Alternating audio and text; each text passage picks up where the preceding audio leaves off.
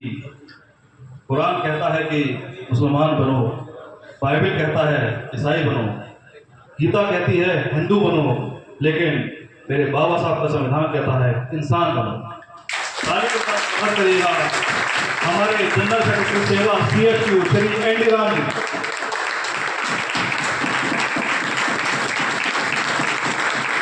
करुणा के सागर नमन करता हूँ।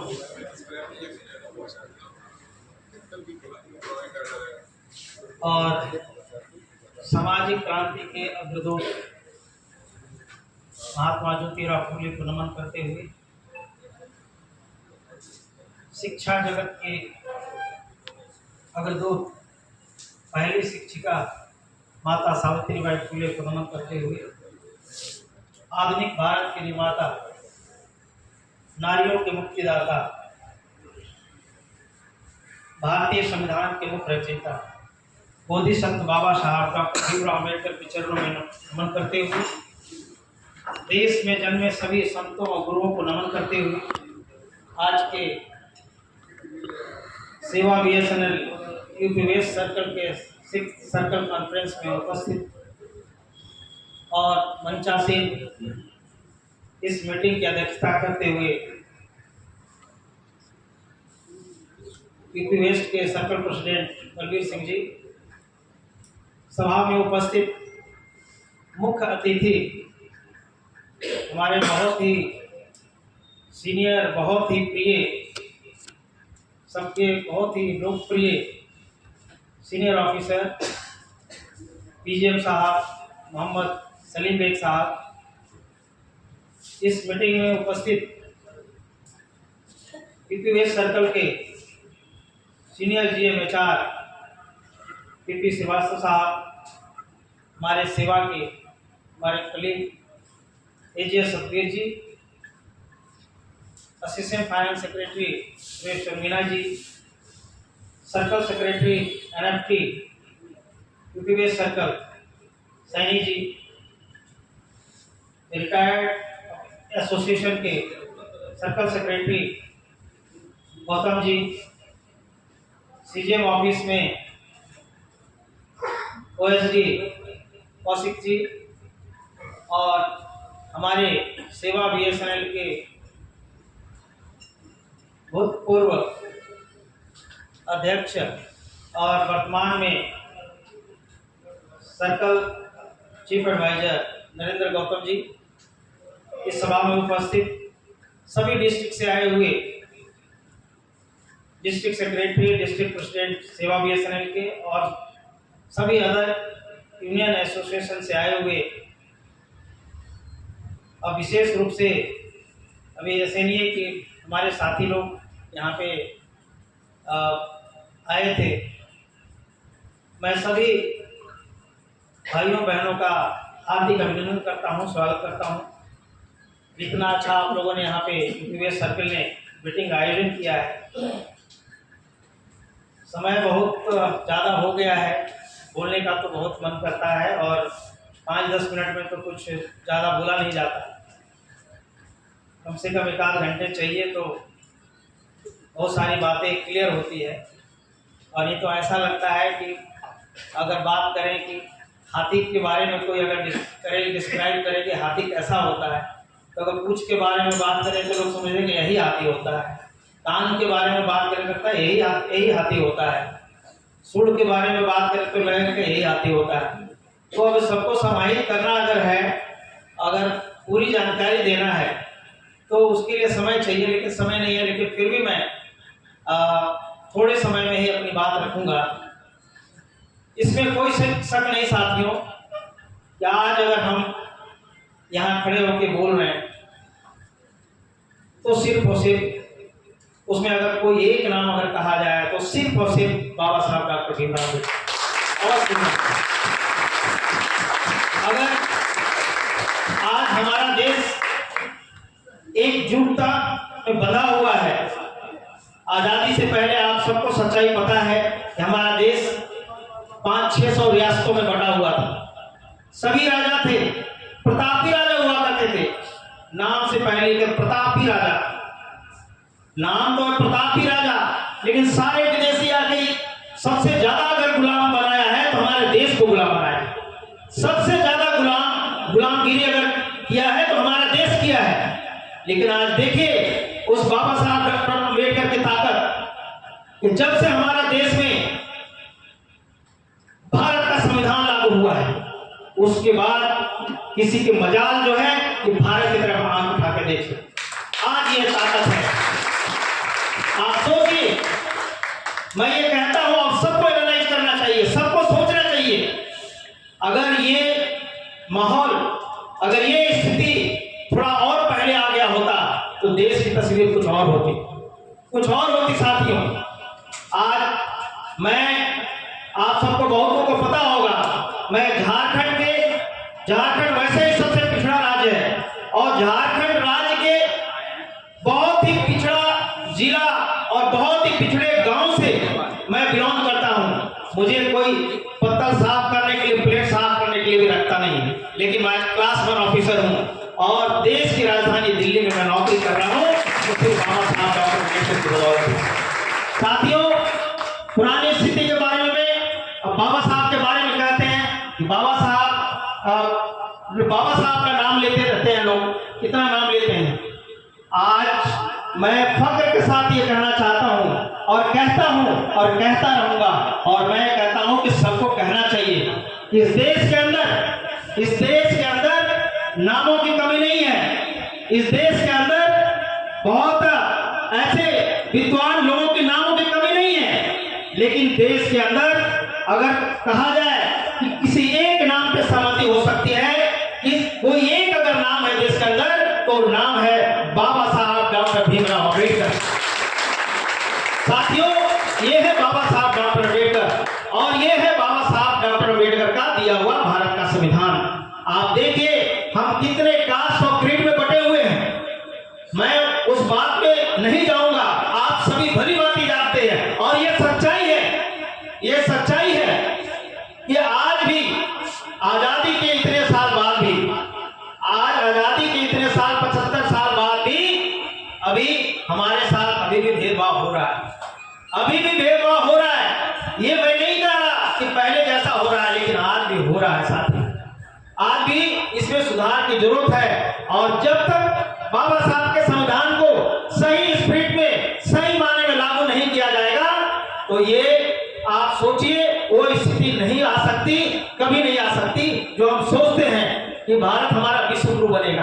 कैसे विश्व गुरु बनेगा? कैसे विश्व गुरु बनेगा? अगर हम बात करें एक खास यहाँ पे जो अभी यहाँ के ताना बाना है, उस ताना बाना में अगर मैं शेड्यूल कास्ट की बात करूं, एससी की बात, एससी के अंदर में करीब 2000 उपजातियां होती। 2000 उपजातियां, इस 2000 उपजातियों की क्या जरूरत है? क्या ये देश की एकता अखंडता के लिए उपजाति जरूरी है? अगर एसटी की बात मैं करूं तो एसटी के अंदर में शेड्यूल ट्राइब के अंदर लगभग 1000 उपजातियां हैं। क्या इस उपजातियों की जरूरत है? ये उपजाति जाति किसने बनाया? क्या ऊपर वाले ने बनाया? साथियों, ऊपर वाले कोई नहीं बनाया और ना कोई ऊपर नहीं है। सब कुछ अगर होता है, सब कुछ करने वाला है तो नीचे वाला ही है और यही जो धरती पे रहने वाला है सब कुछ वही करता है साथियों। ये सच्चाई है। आज बात होती है कि जातिवाद हो रहा है, मैं इस बात में नहीं जाऊंगा, लेकिन ये सोचना तो पड़ेगा ही। अगर जाति रहेगी तो जातिवाद होगा ही, जाति रहेगी तो जातिवाद होगा। मेरा कहीं ट्रांसफर होता है, आज मैं दिल्ली में हूं, कहीं ट्रांसफर हो जाएगा, मैं जाके 10 दिन बाद, क्योंकि 10 दिन टाइम मिलता है, 10 दिन बाद ज्वाइन करूंगा। लेकिन साथियों, ये ग्राउंड रियलिटी है कि हमारी जाति की ज्वाइनिंग वो दूसरे दिन हो जाती है वहां पे कि कौन आने वाला है वहां पे। एनडी राम एक शेड्यूल कास्ट का आदमी आने वाला है, हमारी जाति की ज्वाइनिंग पहले हो जाती है। ये ग्राउंड रियलिटी है। मैं ये इसलिए कह रहा हूं कि ये वेदना है, इस पर सबको सोचना चाहिए। इसलिए साथियों, बाबा साहब डॉक्टर अम्बेडकर ने पूरी जिंदगी अपनी लगा दी, पूरा जिंदगी लगा दी, अपने 4 बच्चों की कुर्बानी दे दी, अपनी पत्नी की कुर्बानी दे दी और संविधान लिखने में, जो अभी हमारे साथी कह रहे थे, संविधान लिखने में उन्होंने अपनी जिंदगी के 10 साल कम कर दिए। एक 65 साल का उम्र होता है,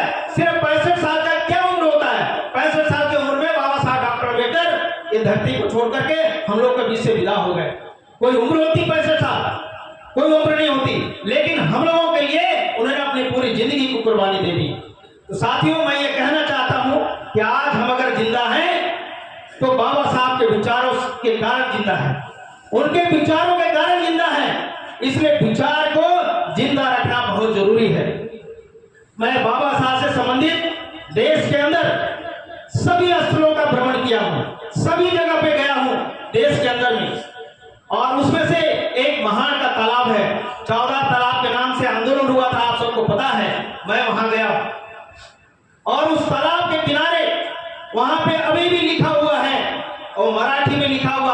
हमारे साथी गायकवाड़ जी हमारे साथ थे वहां पे। मैंने उससे पूछा कि भाई ये क्या लिखा हुआ है, तो उन्होंने कहा कि मराठी में जो लिखा हुआ है उसका हिंदी मीनिंग ये है कि जन जागृति की ज्योति अलग, जन जागृति की ज्योति हमेशा जगाए रखना, जन जागृति ज्योति हमेशा जगाए रखना, ये बाबा साहब डॉक्टर अम्बेडकर ने वहां पे लिखा हुआ उस समय साथी। तो मैं ये कह रहा हूं कि बाबा साहब डॉक्टर अम्बेडकर ने हमें क्या दिया।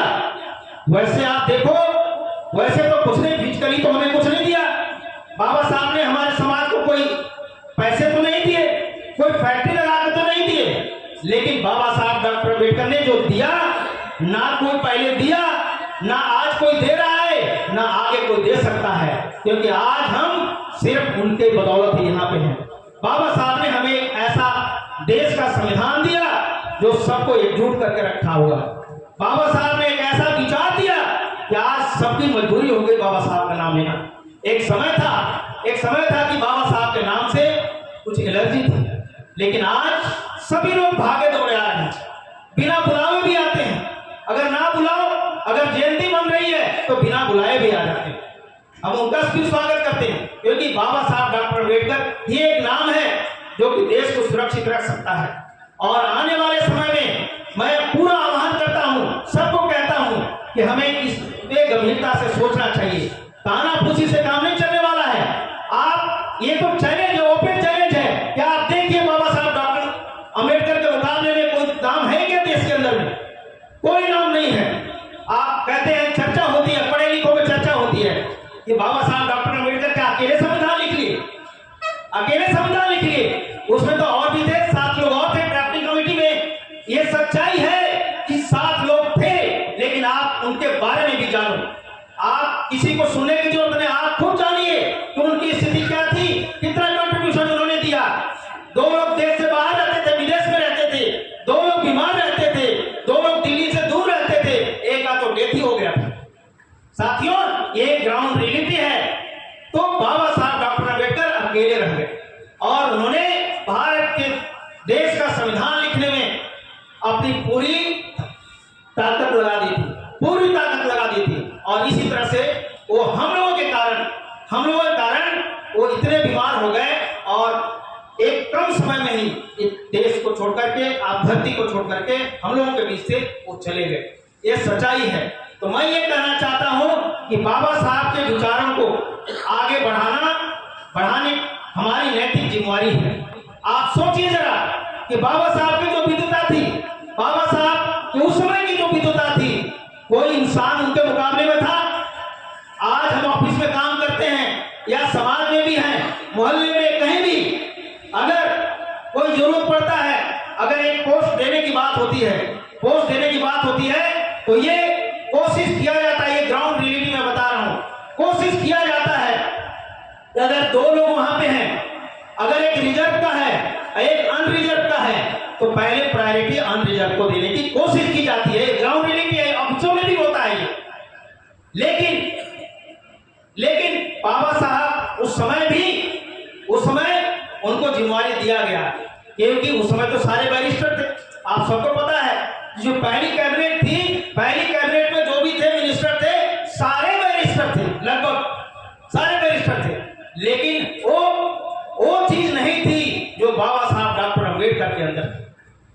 क्योंकि संविधान लिखने की बात जब हुई,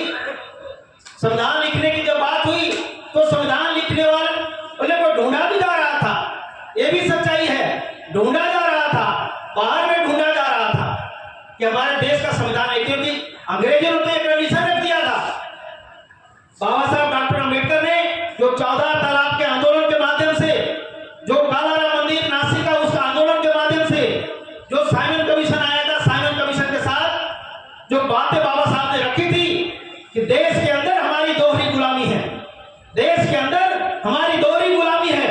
आप तो कह रहे हो कि आप चले जाओगे, कुछ दिन के बाद चले जाओगे, लेकिन हमारा क्या होगा? आप तो चले जाओगे, अंग्रेजों से गुलामी मिल जाएगी देश को, लेकिन हमारी दोहरी गुलामी हमारी तो यहां बची रहेगी। हमारी गुलामी का क्या? हमारी गुलामी के लिए क्या इंतजाम कर रहे हो? तो अंग्रेजों ने उस समय कंडीशन रखा था, कंडीशन रखा था कि डॉक्टर अम्बेडकर की बात को मानते हुए संविधान लिखना पड़ेगा। और उस समय जब उन्होंने देखा तो कोई और नजर नहीं आया, कोई और नजर नहीं आया, और बाबा साहब डॉक्टर अम्बेडकर ने संविधान में वो चीजें लिखा। और क्या लिखा? ऐसे चीजें लिखा जो भगवान बुद्ध की जो आइडियोलॉजी है, भगवान बुद्ध का जो सोच है, उस सोच के मुताबिक बाबा साहब ने हमें तो संविधान में व्यवस्था करी। इक्वलिटी ऑफ फ्रेटर्निटी, फ्रीडम और जस्टिस, ये क्या है? ये थीम है हमारे कॉन्स्टिट्यूशन का, थीम है हमारे कॉन्स्टिट्यूशन का।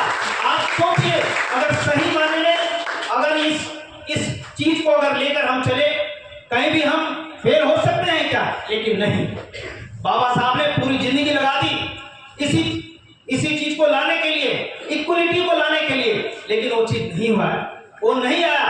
और आज भी ये सच्चाई है कि जब तक इक्वलिटी, कहते हैं कि अम्बेडकरवाद, अम्बेडकरवाद, अम्बेडकर अम्बेडकर अम्बेडकर, क्या है अम्बेडकरवाद? साथियों, अम्बेडकरवाद और कुछ नहीं है, गैर बराबरी वाली व्यवस्था को खत्म करके, गैर मानवतावादी व्यवस्था को खत्म करके एक मानवतावादी व्यवस्था को लाना, एक बराबरी वाली व्यवस्था को लाना, यही अम्बेडकरवाद है, यही अम्बेडकरवाद है साथियों। तो हमें इस सोच को आगे बढ़ाना होगा। अगर आप इस सोच को आगे नहीं बढ़ाएंगे, बाबा साहब के विचारों को आगे नहीं बढ़ाएंगे, हमारे महापुरुषों को, जिन्होंने कोई भी हो, किसी भी समाज में जन्मा हुआ हो, लेकिन जो देश की एकता, अखंडता को सुरक्षित रखने के लिए, जो एकता, समानता, भ्रातृत्व और न्याय, इस विचारधारा पे जो चले हैं, जो महापुरुष चले हैं, जिनका योगदान है, हम सबका नमन करते हैं। और उनका विचारधारा ही इस देश को मजबूत बना सकता है और कुछ नहीं बना सकता साथी। मैं कुछ ज्यादा नहीं कहूंगा, मैं यही कहना चाहता हूं, हमारे साथी जैसे अभी बता रहे थे, ये सच्चाई है कि बाबा साहब डॉक्टर अम्बेडकर ने 1951 में जब पहले लॉ मिनिस्टर बने, उस समय उन्होंने ये व्यवस्था किया कि SC ST के लोगों के लिए एक उनका अलग व्यवस्था करनी पड़ी। उन्होंने सर्कुलर जारी किया। क्यों किया? जरा सोचिए कि 1950 से पहले तो हमारे पास कुछ भी नहीं था, हमारे पास तो पढ़ने का भी अधिकार नहीं था। आज जो हमारा अगर परसेंटेज नहीं रहता तो आज यहाँ पे रहते क्या? अभी बहुत सारे लोग, हमारे SC ST के लोग बाएं दाएं निकल जाते हैं, उनको शर्म आती कहने में कि मैं SC हूँ, ST हूँ, शर्म आती है, लेकिन उनको वहां शर्म नहीं आई, वहां शर्म नहीं आती।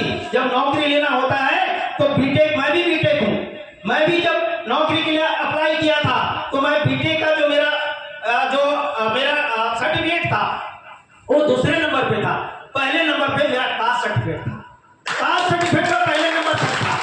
क्यों लगा था कि ऐसा ना कहीं मिस करके मुझे अदर कैटेगरी में ना डाल दे, है ना, इसलिए पहले उसको रखे। हमें वहां शर्म नहीं आई कास्ट सर्टिफिकेट रखने में, लेकिन यहाँ हम बाएं दाएं चलते हैं, छुपाते हैं अपने आप को, संगठित होकर नहीं चलते हैं, अपने लोगों के साथ मिलकर नहीं रहते हैं, अपने महापुरुषों के बारे में सोचते नहीं है, चर्चा नहीं करते हैं।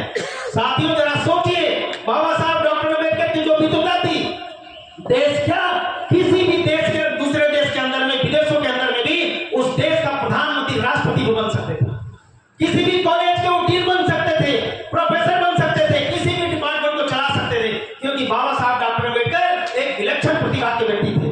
आपको पता है, एक बहुत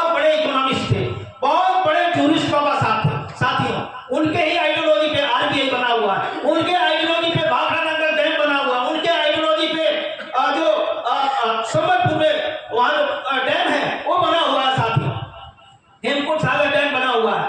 तो साथियों, बाबा साहब अगर हमारे बारे में नहीं सोचते उस समय, उनको क्या पड़ी थी, आराम से रहते, दूसरे जगह पे विदेशों में पढ़ जाते। जैसे आजकल के हमारे बच्चे हैं, जाते हैं विदेश में पढ़ने, कोई लौट के आने का नाम नहीं लेता। हमारे साथी कह रहे थे 1913 में बाबा साहब जब पहली बार कोलंबिया में गए, जब उन्होंने देखा कि यहाँ कैसी व्यवस्था है, कितनी अच्छी व्यवस्था है, कैसी बराबरी की व्यवस्था है, और व्यवस्था को देखते हुए उन्होंने उसी दिन डिसाइड कर लिया कि मैं यहाँ नहीं रहूंगा, मैं वापस देश के अंदर जाऊंगा और मैं इन वर्गों के लिए काम करूंगा। साथियों, तो साथियों, बाबा साहब अगर हमारे बारे में नहीं सोचा होता, आज हम यहाँ होते। आप सभी अपने आप में सोचिए, हम यहाँ नहीं होते साथियों। इसलिए हमारी ये नैतिक जिम्मेदारी है कि हम बाबा साहब की सोच को आगे बढ़ाएं, बाबा साहब के मिशन को आगे बढ़ाएं। बाबा साहब वो कुछ नहीं कहते साथियों, सिर्फ बाबा साहब का नाम लेना ही काफी नहीं है, बाबा साहब का पूजा करना ही काफी नहीं है। बाबा साहब पूजा के विरोधी थे, आप सबको पता है। यही डॉक्टर दिल्ली के अंदर झंडेवाला में डॉक्टर अम्बेडकर भवन है, वहां पे बाबा साहब के जिंदा रहते हुए वहां पे जन्मदिन मनाया गया था। ये हमारे अजीत गौतम साहब जो 85 साल के हैं, हमारे साथ वहां पे उनका आशीर्वाद हमें मिलता रहता है। वो आते हैं, उनके मार्गदर्शन में कैडेट मीटिंग करता हूँ।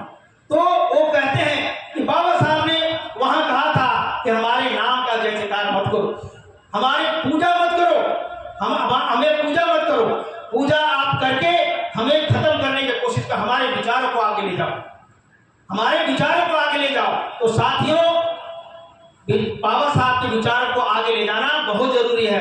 अभी हम तो यहाँ तक आए हैं, लेकिन आगे और बहुत बड़ी चैलेंज आगे भी है साथियों। अगर आगे जनरेशन को देखना है तो उनके विचारों को आगे ले जाना हमारी मजबूरी भी है और हमारी जरूरी भी है साथियों। तो साथियों, मैं और कुछ नहीं कहूँगा। आज यहाँ पे इतना अच्छा आयोजन इन्होंने किया है, हमारे बिल्कुल डायनेमिक सर्कल सेक्रेटरी और सीएचक्यू के हमारे सीएचक्यू का ऑफिस बेरर हमारे एक्सिक्यूटिव मेंबर हैं विकास गौतम जी, इतना बढ़िया आयोजन किया है। हमारे चक्रवर्ती जी इतना बढ़िया फाइनेंस सेक्रेटरी, हमारे बलवीर सिंह जी हमारे जो सर्कल प्रेसिडेंट हैं, वो तो बहुत अच्छा तालमेल बना के रखते हैं, प्रशासन से भी और सेवा दोनों की तरफ से बहुत अच्छी मतलब उनकी टैकल करने का बहुत ही अच्छा उनके पास गुण है।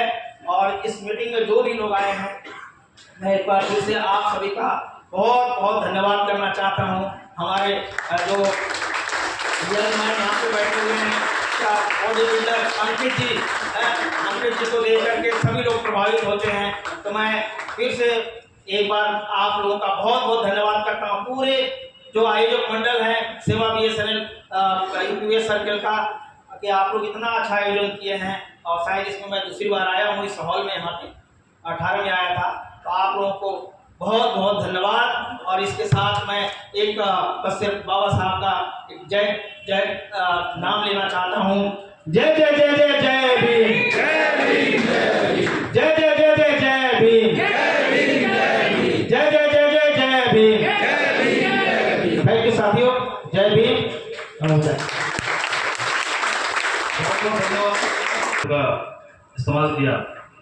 बताना चाहूँगा कि 10-12 साल पहले की बात मैं आपको बता रहा हूँ, क्योंकि ये चीज़ मैंने एक बार मंच पर फिर कही थी। एक कटिंग आई थी हमारे उजाला अखबार में कि डॉक्टर भीमराव अम्बेडकर जरूरी भी और मजबूरी भी।